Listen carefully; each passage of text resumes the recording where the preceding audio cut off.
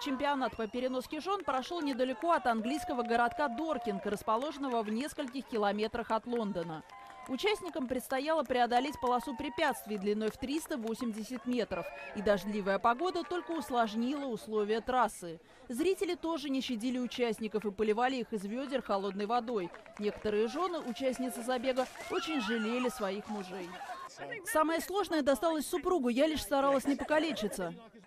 Победителями соревнований стали Крис Хеффорд и Таниша Принц. Финишную прямую мужчина преодолел на животе, сбросив с плеч свою подругу. Теперь паре предстоит отправиться на мировой чемпионат в Финляндию.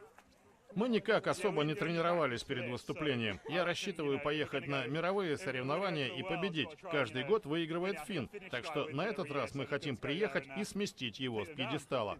Традиция подобных забегов пришла из Скандинавии. В древности молодым людям приходилось много тренироваться, чтобы красть женщин из соседних деревень.